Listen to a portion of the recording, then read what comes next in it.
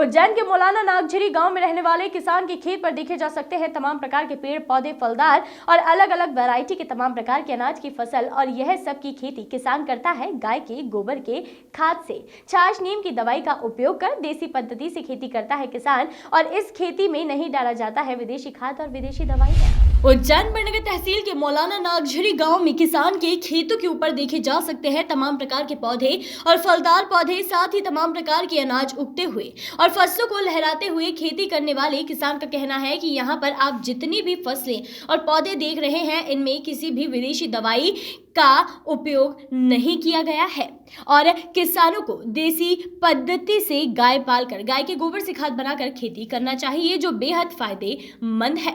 स्वयं खेती करता हूँ, खेती गाय के गोबर से खाद बनाकर, साथ ही छाछ, नीम की दवाई बनाकर करता हूँ छिड़काव का प्रयोग और बेहतर खेती, बेहतर उत्पादन देसी पद्धति से कर रहा हूं। किसान का कहना है कि हम सब अगर शुद्ध अनाज, शुद्ध फल और शुद्ध दूध, दही, घी खाएंगे तो निरोग और स्वस्थ रहेंगे। इसी किसानों को चाहिए कि वह देसी पद्धति से खेती करें। मैं वर्षों से निरंतर देसी पद्धति से खेती करता हुआ चला आ रहा हूं। मैं अपनी खेती के अंदर विदेशी किसी भी प्रकार की दवाई और खाद का उपयोग नहीं करता हूँ। हमने अभी जाकर देखा कि करीब 50 बीघा से ज़्यादा जो ज़मीन है वहाँ पर कृषि की जा रही है, खेती किसानी की जा रही है। उसमें गाय के गोबर का उपयोग किया जा रहा है और गाय के गोबर से ही खाद बनाया जाता है और उसी का उपयोग किया जा रहा है। कैसे आपके मन में ख्याल आया कि इस प्रकार से खेती की जाए और इस चलन को पुनः जीवित किया जाए? ये जैविक खेती का जो है, ये तो परंपरागत पुराने आदिकाल से ही यही होती थी। जैविक खेती ही होती थी अपने देश में और अपने एरिया में। क्या तो उस हिसाब से हमने जो जैविक खेती का जो प्रचलन सुनने में आ रहा है, उस हिसाब से हमने सोचा कि भैया ये जहर मुक्त खेती की जाए और गाय के गोबर से ही की जाए। तो गाय के गोबर से ही हम उससे खाद भी उसी से बनाते हैं। जीवामृत उसका जो पोषण है उसका जीवामृत से हो जाता है और जो बाकी दवाइयाँ वगैरह फंजीसाइड वो छाछ से बन जाती है और सारा काम मतलब गाय से ही हो जाता है। मतलब समझ लो कि 2 गाय से 50 बीघे खेती हो जाती है। अच्छा, सारी चीज़ें आप फल हों, पौधे यहाँ पर देखें, सभी में उसी का उपयोग किया जाता है। करीब कितने वर्षों से आप यह खेती करते चले आ रहे हैं? हमको लगभग 6 साल हो गए। अच्छा, 6 वर्ष हो गए हमको। अच्छा, करते करते और उत्पादन में भी कोई खास फर्क नहीं आता है। तो उसके बदले में खर्चा फर्टिलाइज़र का, दवाई का ये बहुत बच जाता है। तो कुल मिला के फ़ायदा ही है इसमें जैविक खेती में।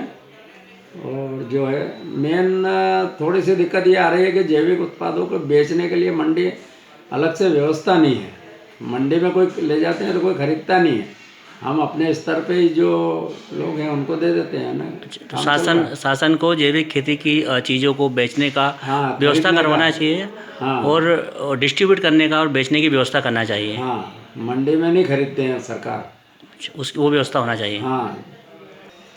दादा बताइए, क्या नाम है आपका और कहाँ पर रहते हैं? अभी जो खेत के अंदर गेहूं की वैरायटियाँ थी, कितनी वैरायटियाँ थी, कौन कौन से पौधे लगे हुए थे और इनमें उत्पादन में क्या हो रहा है? जैसे कि जो किसान दवाइयाँ छिड़कते हैं, अन्य प्रकार की जो दवाइयाँ छिड़कते हैं, और आप गेहूं में जो देसी पद्धति से करते हैं, तो क्या उत्पादन बैठ रहा है और क्या हो रहा है?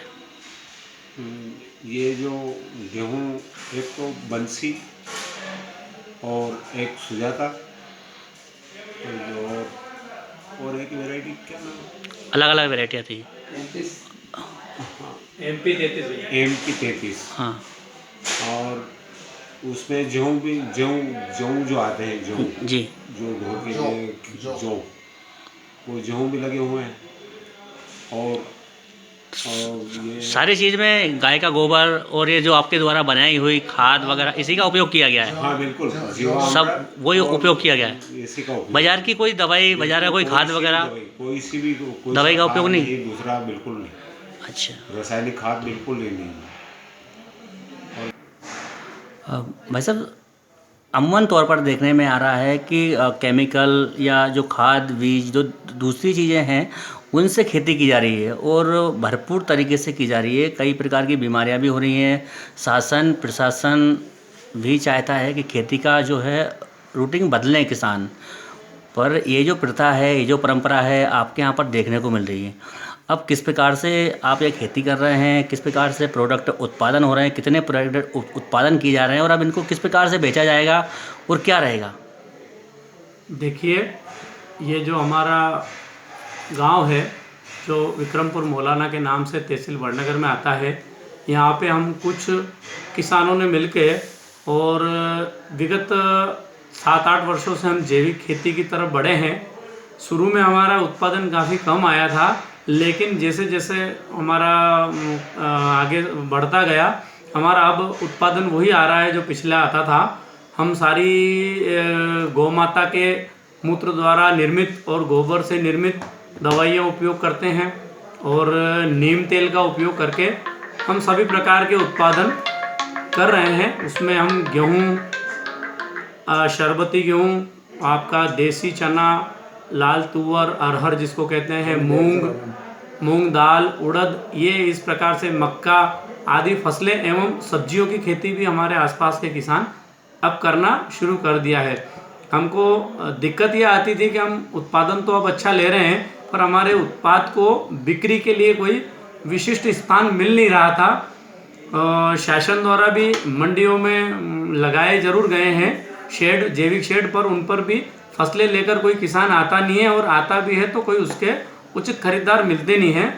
परंतु हम लोगों ने विचार करके एक हमारे गांव विक्रमपुर मौलाना में भी एक सेंटर का आज उद्घाटन किया है, जिसमें हमने वैदिक हवन द्वारा उसका उद्घाटन करके उसमें हर प्रकार की, हर जो आसपास के किसान हैं अपनी अपनी जैविक उत्पाद की सब्जी वहां लाते हैं और उस स्टोर के माध्यम से हम बिक्री का कार्य हमने शुरू अभी फर्स्ट। वॉइस ऑफ राइट्स के लिए उज्जैन से वीरेंद्र शर्मा की रिपोर्ट।